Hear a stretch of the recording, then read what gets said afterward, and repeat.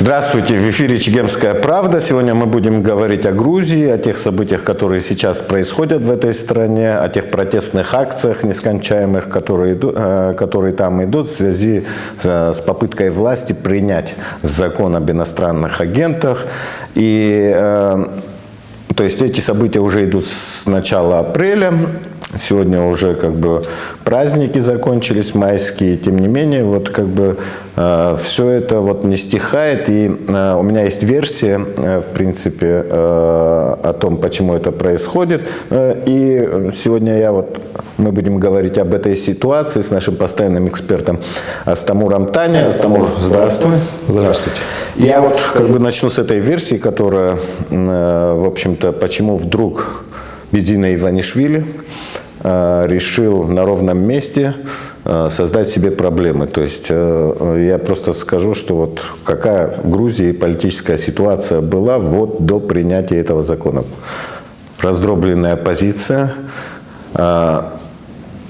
экономический подъем, очень повлиял еще на укрепление позиции власти, даже такой элемент, как выход сборной Грузии на чемпионат Европы. То есть это вы можете, наверное, вспомнить, когда наша сборная стала чемпионом КАНИФА, как это все власть сумела некие ассоциации к себе свести. То же самое в Грузии. И парламентские выборы там должны пройти в октябре месяце, и все эксперты говорили о том, что это будет победа, безоговорочная победа грузинской мечты. И вдруг на ровном месте Бедзина Иванишвили себе создает проблему, и с этим принятием закона, и здесь стала не только там оппозиция раздробленная, но и огромные массы людей. То есть это не только гражданский сектор, но это и студенчество, молодежь и так далее. То есть сотни тысяч человек выходят на улицы, и это действительно огромная проблема для власти. И мне кажется, для того, чтобы так идти на риск, по моей версии, должна быть какая-то очень серьезная мотивация, и эту мотивацию я увидел, допустим, в том, что это же не только принятие закона, да, там идет и за этим хвостом идет и, в общем-то, некий разворот от Запада в сторону России, то есть это для того, чтобы сменить такой вектор, по крайней мере, показать, что ты меняешь этот вектор, нужна какая-то мотивация, и мне кажется, что эта мотивация, в общем-то, касается Абхазии. По крайней мере, Абхазии, но вполне возможно и Южной Осетии, что есть идея, которая конфедерации, которая, в принципе, Россия может способствовать созданию такой конфедерации в обмен на такую лояльность со стороны Грузии. И Грузия, в общем-то, в обмен на это обязуется быть нейтральной страной, без каких-то дальнейших планов по вступлению в НАТО. Абхазия вступает в конфедеративные отношения с Грузией, тем самым, в общем-то, такой чендж происходит. Не знаю, много каких-то сопутствующих факторов. По мне, по крайней мере, один из элементов, то, что на День Победы на Красную площадь не позвали ни президента Абхазии в качестве почетного гостя, ни президента Южной Осетии, хотя там небольшой круг иностранных гостей был, но среди этих иностранных гостей были люди, президенты стран, далекие, в принципе, от Второй мировой войны, президент Лаоса, президент Гвинеи-Бисау и так далее. То есть, но нашего президента и президента Южной Осетии не было, хотя раньше нас звали. Я бы хотел теперь твое мнение узнать, как-то это связано с Абхазией или не связано, поговорить. Первое, что я хотел сказать, конечно, на мой взгляд, очень хорошо, что, в частности, ты, Лаша Зухба, потом к вам присоединился Ахраб Жани, вы создали информационный дискурс. который позволяет не просто задумываться о происходящих вокруг нас событиях и о том, как они на нас могут повлиять. Вот. Ну и, возможно, начать какое-то экспертное публичное обсуждение этих вопросов. Вот. То есть вы вскрыли, можно сказать, пробку такого молчания. Да, потому что многие так подспудно беспокоились тем, что происходило, но публично об этом никто не говорил. Вот. Надеюсь, что это послужит таким стартом для такого обсуждения, рассмотрения непредвзятого, неэмоционального того, что происходит и в Грузии, и в России, и вообще в целом в нашем регионе. Вот. Конечно, в том, что ты говоришь, присутствует логика. Вот. Но, на мой взгляд, там есть существенные ответвления. Вот. Исходя из этой логики, тогда мы должны в рамки этой логики, что там Россия готова там передать Абхазию или там сподвигнуть ее к каким-то отношениям с Грузией, эта логика не учитывает того фактора, что Абхазия является субъектом. Мы же сами все время говорим, что Абхазия не оккупированная территория, а что это самостоятельный субъект. В этом наше главное отличие, одно из главных отличий с грузинской стороной и с теми, кто ее поддерживает в этом вопросе. Да. Я думаю, это как бы такой момент, который можно обойти. Это существенный вопрос, потому что у нас был свой опыт, когда нам пытались выкрутить руки, согласиться на вхождение в состав Грузии на правах автономии. Санкции против нас вводили, но мы помним, что это ни к чему не привело, потому что Абхазия твердо стояла, отстаивала свои позиции и не пересекала красных линий, за которыми следовала утрата нашей государственности. То есть такой опыт у нас есть. Вот. Но другой момент очень важен. Мы должны понимать, что геополитически Абхазия, конечно, такой субтропический тупик, если она не ведет в Грузию и далее на Южный Кавказ. То есть своего рода ботанический сад, в котором очень хорошо, но ничего сделать невозможно. Вот.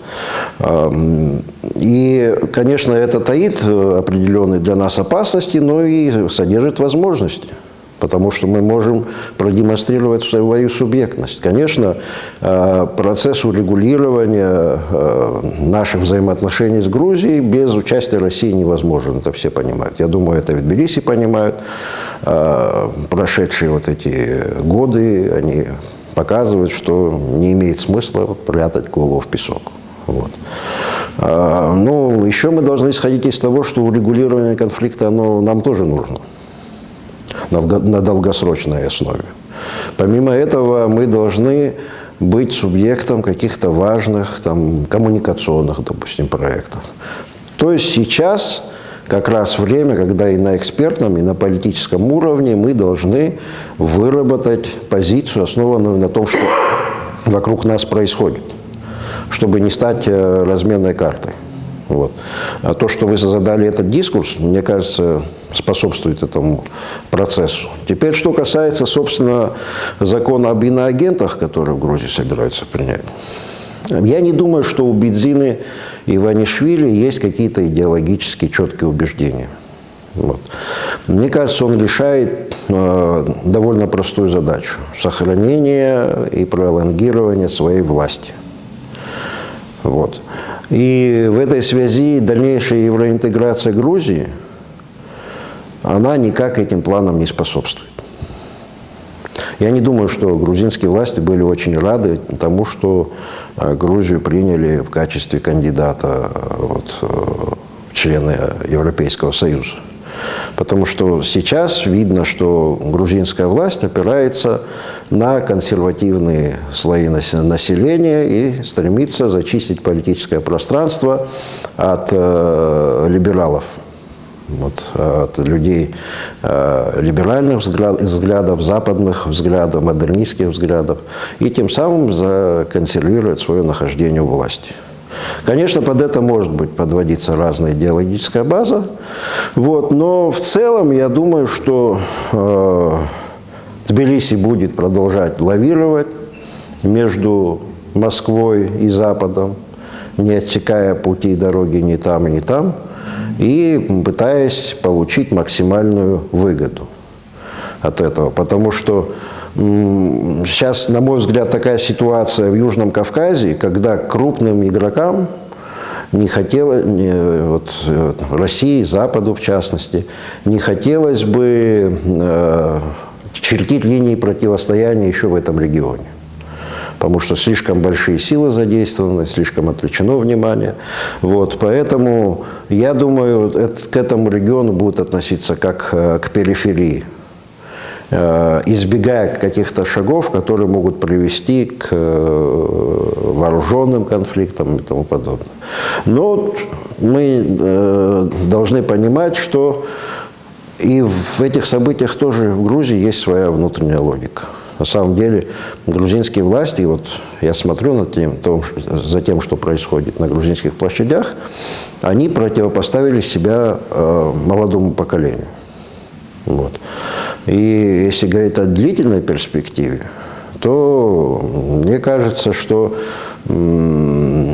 это как минимум политически ошибочный шаг, который подрывает, собственно, те цели, на которые работает грузинская мечта, то есть на свое длительное сохранение власти. Но все-таки вот быть какой-то совсем нейтральной Грузией, наверное, очень сложно. Да, когда вот сейчас мир стал таким черно-белым, и от каждого требует определиться, какой он там, белый или черный и так далее.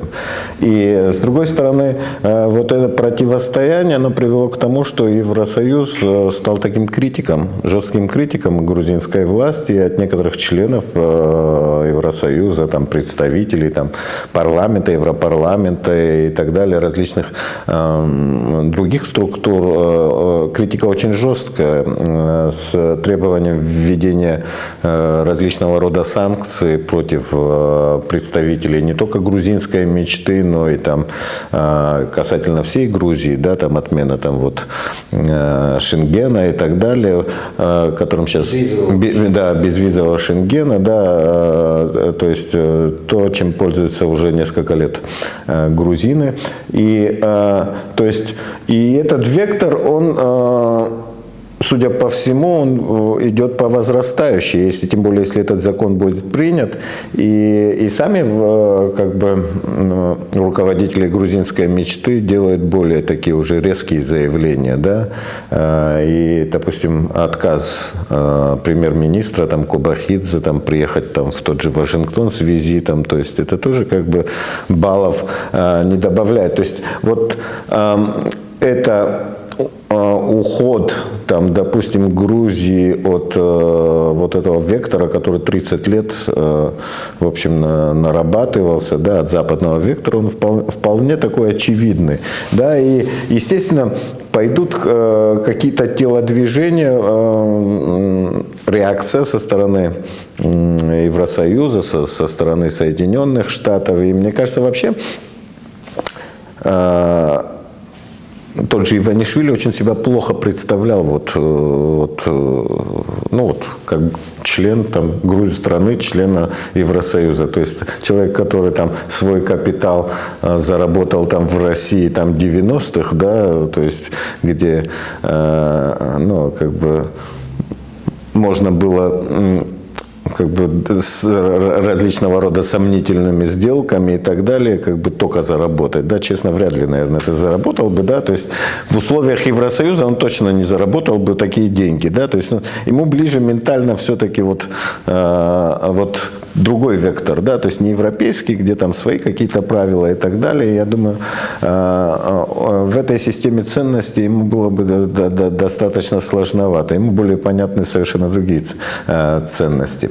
И, то есть этот вектор понятен, но для того, чтобы уйти, вот так просто порвать свои эти, он, наверное, то есть в любом случае хочет что-то взамен преподнести своим гражданам. 30 лет агитации, 30 лет определенного информационного фона, 30 лет, когда у тебя не было ни одной политической силы, не ориентированной на Запад, да, вот так разворачиваться, как бы без вот этой морковки, которую ты должен показать своему обществу, да, достаточно как бы опасно для самой власти грузинской мечты. Но здесь, с другой стороны, мы сталкиваемся с тем, что наша власть тоже, в общем-то, она какая-то безвольная в этом плане. То есть мы, вот ты говорил о 90-х сопротивления, да? Я боюсь, вот с теми настроениями, которые сейчас присутствуют у нашей власти, вот такого сопротивления, если бы вот оказались мы в той ситуации, вот этого сопротивления абсолютно не было. Мы, наверное, как-то быстренько объяснили, что нам это необходимо, и другого выхода у нас нет. И что касается, и с другой стороны, идеологически, я думаю, мы давно перестали говорить о независимости как о некой такой единственной форме развития Абхазии, сохранения абхазского этноса и так далее. И независимость, она у нас потеряла некую сакральность, с одной стороны. С другой стороны, мы в речах наших лидеров в основном как бы об абхазском интересе практически не слышим. То есть куча всяких сопутствующих факторов, которые, в общем-то, говорят о том, что этот план, да, как бы он ни звучал как бы фантастически, хотя сейчас фантастических проектов уже практически не осталось, не способных в дальнейшем быть воплощенным в жизнь, да, то есть он вполне реален, да, как бы мы ни говорили, что мы суверенное государство, как бы мы ни говорили, что у нас есть Конституция, которая, в общем, есть статья в Конституции, где запрещается, то есть невозможно даже при смене Конституции отменить вот это как бы статью о том, что Абхазия независимое суверенное государство. Есть уголовные статьи закона, где любая агитация по изменению существующего строя, она как бы уголовно будет преследоваться и так далее. Но тем не менее мы живем в какой-то такой реальности, где от суверенитета как бы все время и все меньше и меньше, как говорит один наш президент, да, суверенитетом надо делиться. То есть, и где это вот эта граница этого отделения неизвестно. Поэтому, в общем-то, я не исключаю, что есть такой план, да, в который, может, наших лидеров не посвящают. Мы как-то сами, наверное, от этого отказались, да, и могут идти какие-то прямые такие сепаратные консультации между Грузией и Россией. То есть вариантов много.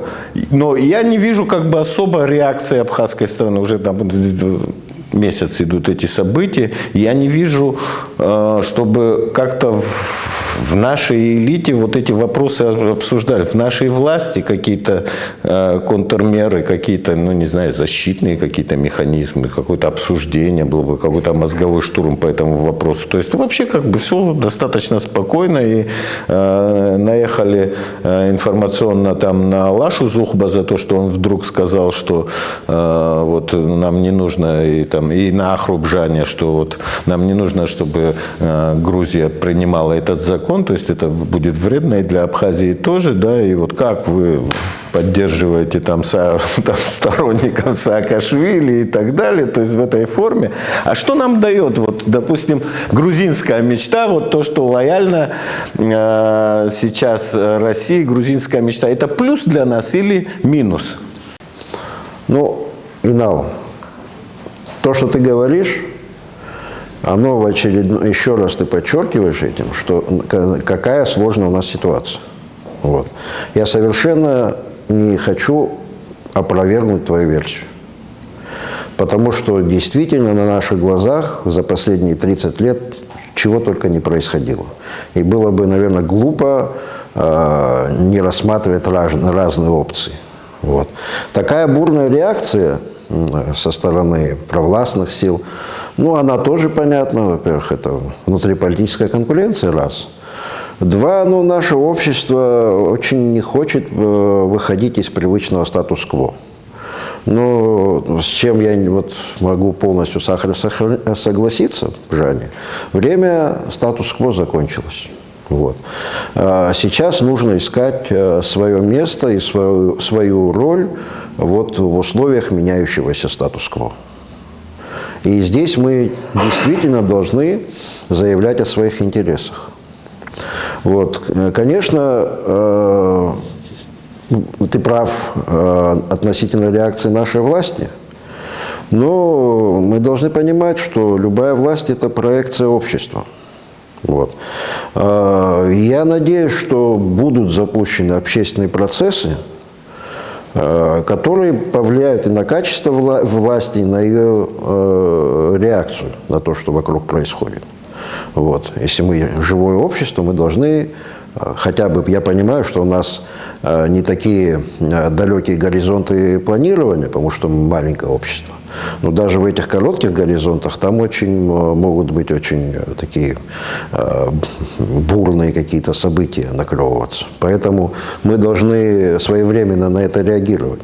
Вот я думаю, поэтому вот наше экспертное сообщество, оно сосредоточено, кстати, в неправительственных организациях.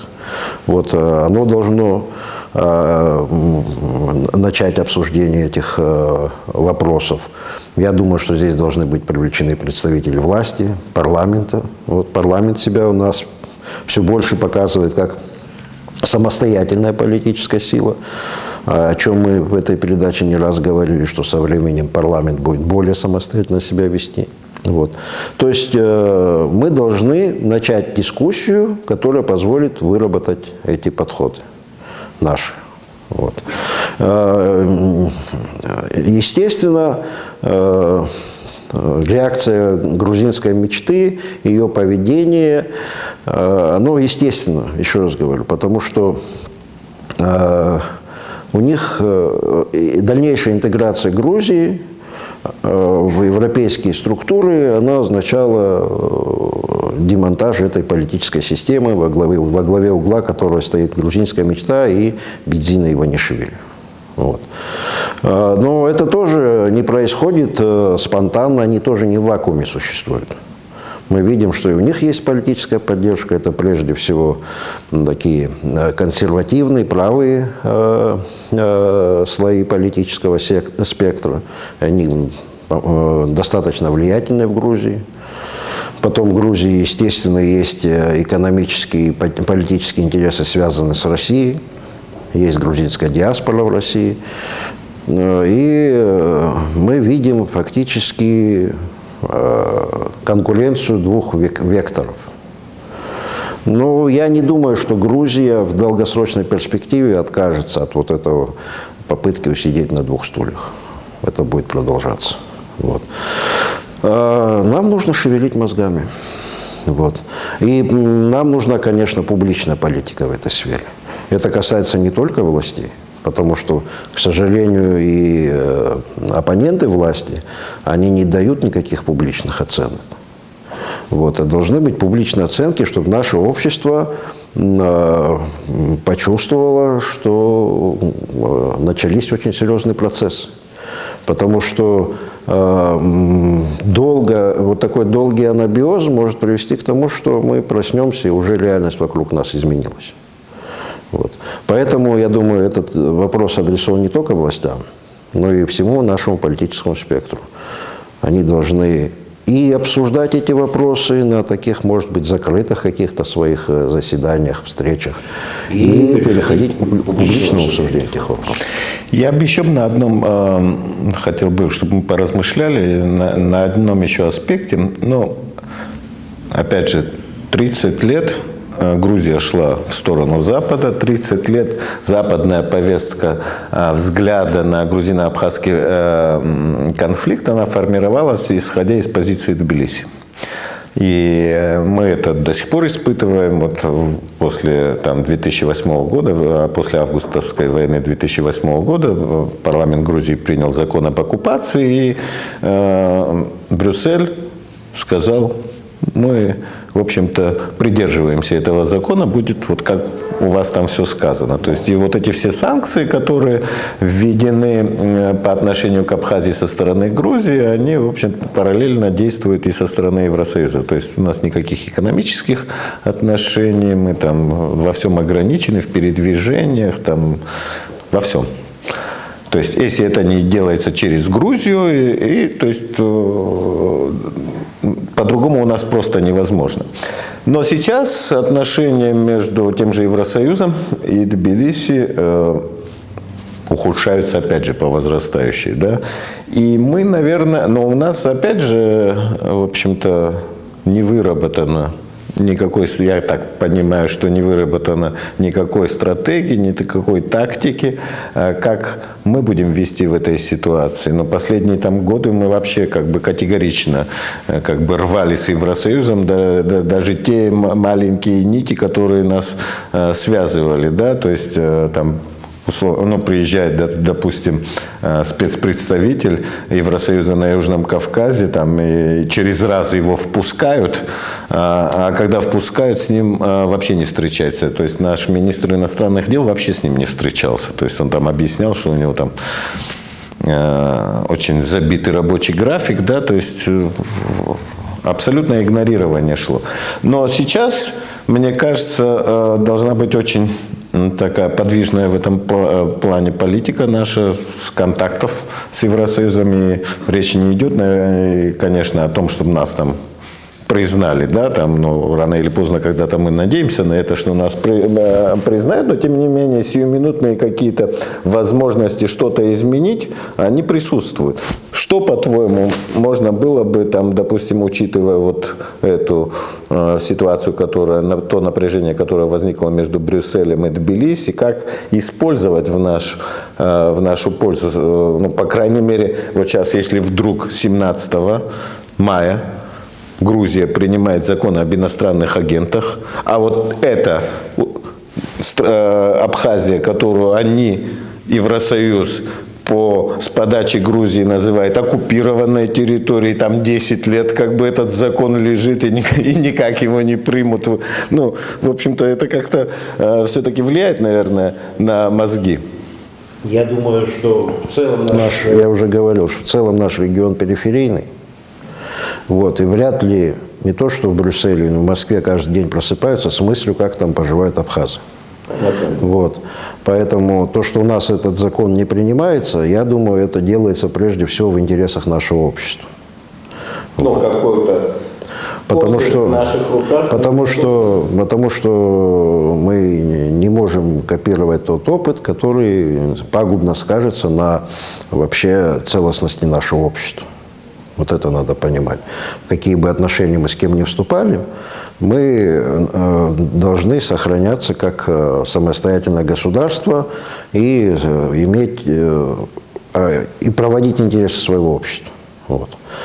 С этим связано длительное непринятие у нас этого закона. Вот.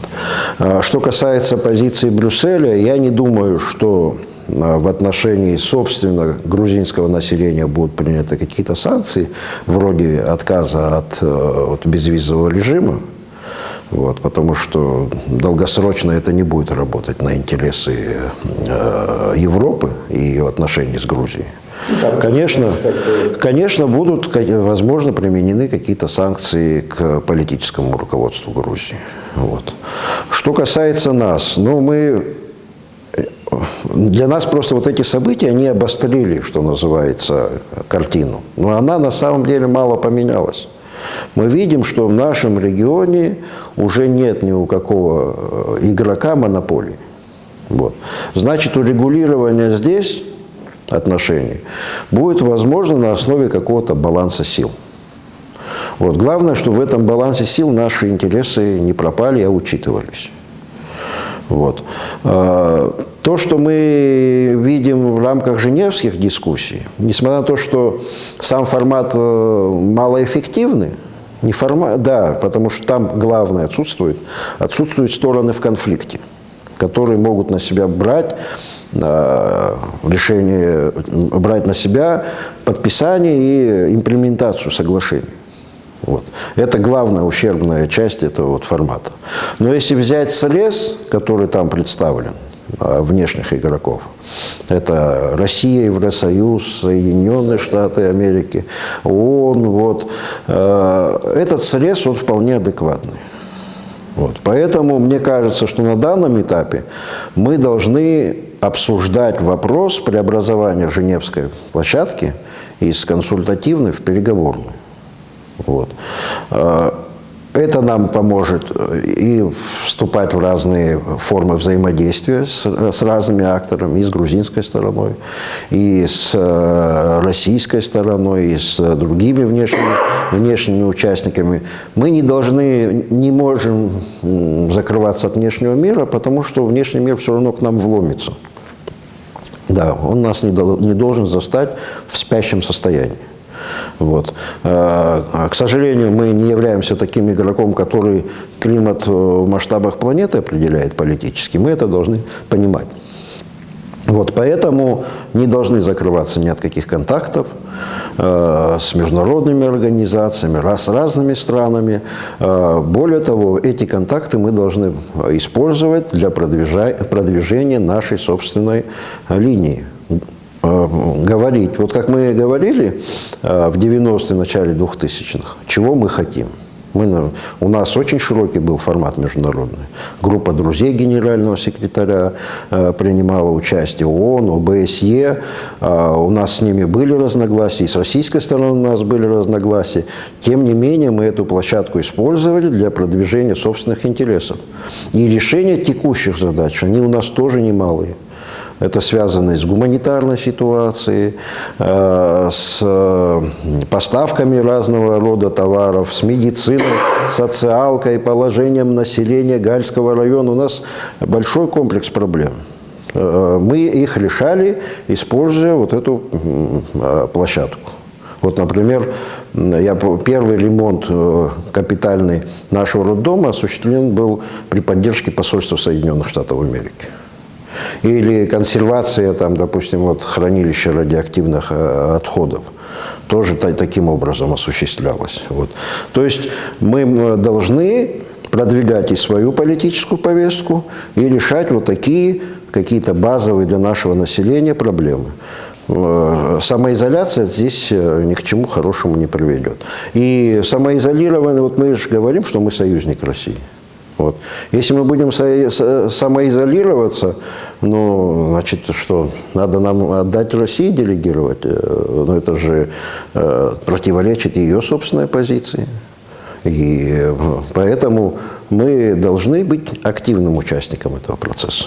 И время, мне кажется, уже настало для этого. Ну, вообще, твой прогноз, как вообще все это, по крайней мере, вот с этим принятием закона, как все это разрешится? Ну, я вижу, что грузинские власти, я никаких прогнозов давать не могу, потому что кризис находится в острой фазе. Здесь любой субъективный фактор может сработать. И может вспыхнуть, как от спички, сухой лес. Вот. Поэтому здесь прогноз неблагодарное дело. Вот. Мне кажется, что здесь должна была бы какая-то сыграть сила внутри Грузии, которая попыталась бы разрядить эту обстановку. Потому что она чревата очень большими опасными последствиями. Вот. Думаю, что власти будут настойчивы в продвижении своей линии. Возможно, они продавят принятие этого закона, но на самом деле это решение не упрочит их положение. Потому что в информационном пространстве, в таком восприятии молодежи, которая была большей частью аполитична до этих событий, вот это мы должны учитывать. Большая часть грузинской молодежи, она была довольно аполитична. Сейчас фактически власть мобилизует эту молодежь на длительную перспективу в ряды оппозиции. Вот что будет происходить.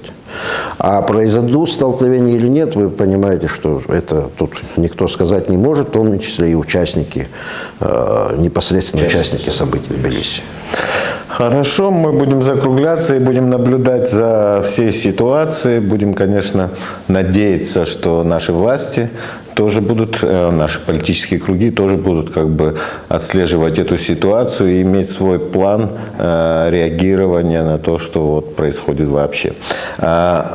Я буду с вами прощаться. Я напомню, что сегодня у нас в гостях был наш постоянный эксперт Астамурт Таня. Мы обсуждали ситуацию в Грузии, как это будет все на нас влиять. Вы можете нас видеть на YouTube-канале «Чегемская правда». Подписывайтесь на него, на странице «Чегемская правда» в Facebook, на сайте газеты «Чегемская правда» chegem.su. Вы можете также, наверное, вот недавно я создал свой телеграм-канал «Инал Хашик Чегемская правда». Мы тоже там будем давать эту ссылку.